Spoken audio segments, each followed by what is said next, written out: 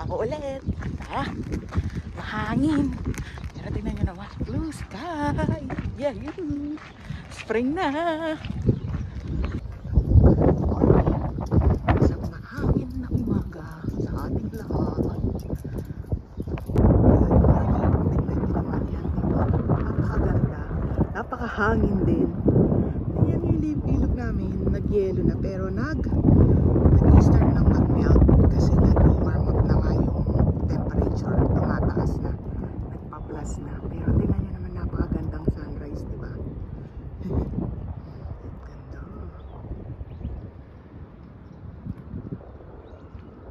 Dito sa amin parang Baguio. Kasi napapalibutan kami ng mga bundok. O diba? Parang nasa Baguio ka lang.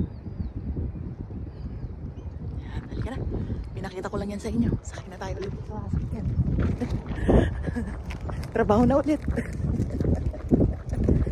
Parang nasa Baguio ka lang dito sa amin. Kasi malamig na. Napapalibutan ka pa ng bundok. Medyo maaga pa tayo para dun sa next client natin. Kapag ganyan medyo nag-aantay pa ako kasi masyado pang maaga. Minsan tulog pa sila. So hinayaan ko muna silang matulog pa ng konti or at least ma-organize nila yung sarili nila para sa araw na to. So habang nag-aantay ako, ginagawa ko madalas yung mileage ko.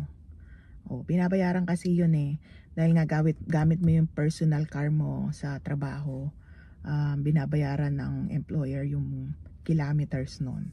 So per kilometer. So gagawin ko muna siya ng maging pera na. Sayang din yon, pang gas mo din yun at or pang save mo para sa maintenance ng sasakyan mo.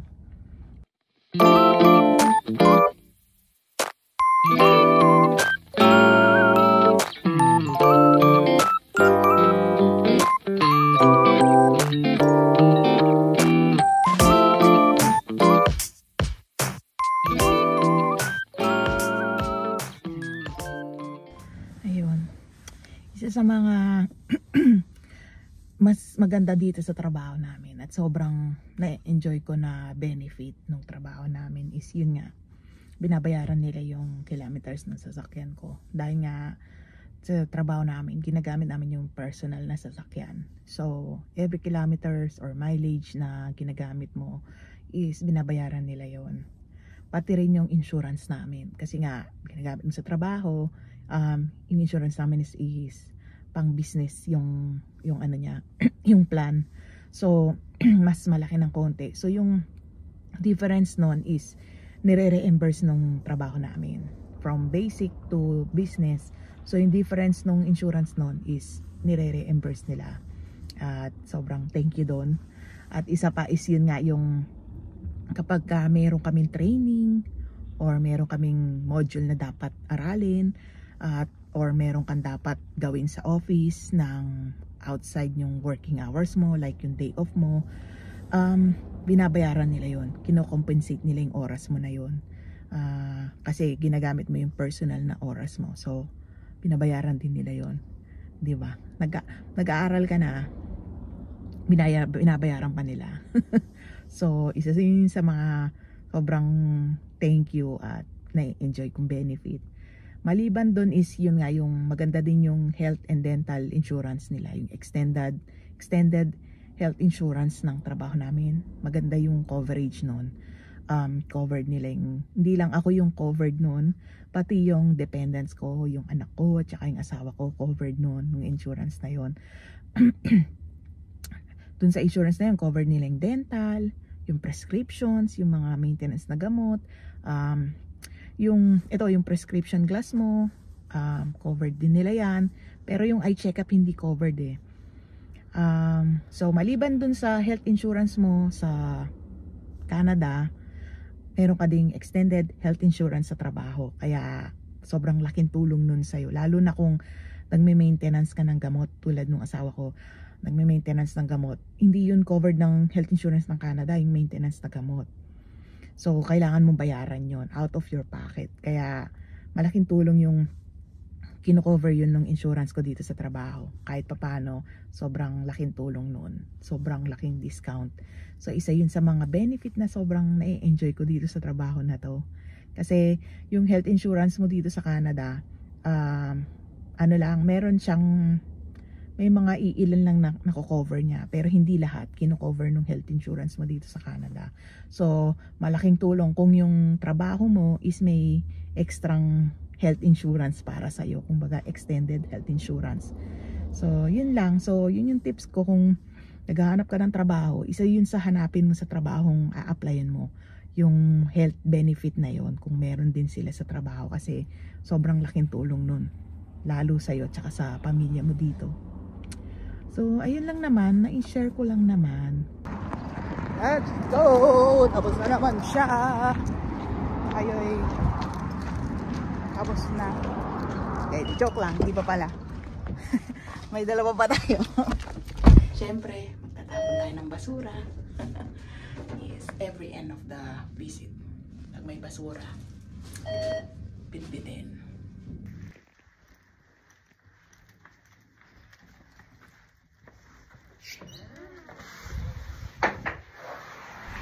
Ito yung ayoko sa trabaho ko eh. Yung pag naaawa na ako sa client ko, isa na nakakaawa, pero wala ka naman ding magawa, diba? Kundi yung may pagdasal mo lang talaga sila, at yung gawin mo mabuti or do the best you can sa trabaho mo. Kasi bawal kaming ma-attach sa mga client namin. Kailangan maging stay professional kami. Kaya minsan nakakaawa, minsan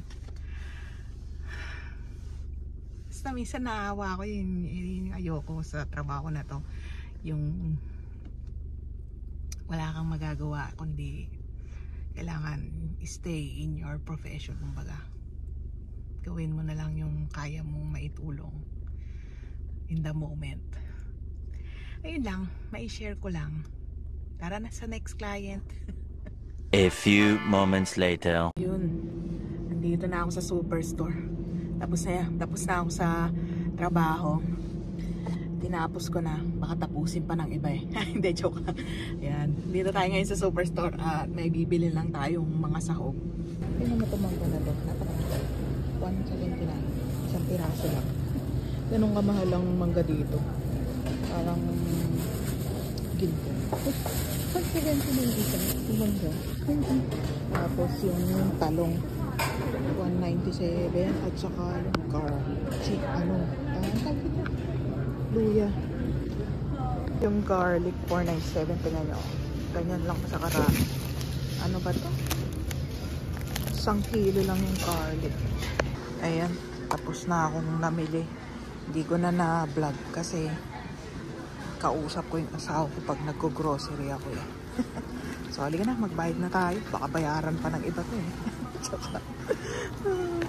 Ayan na. Ganyan pinamili natin. Ayan, perte tayo. Nasa airport lang.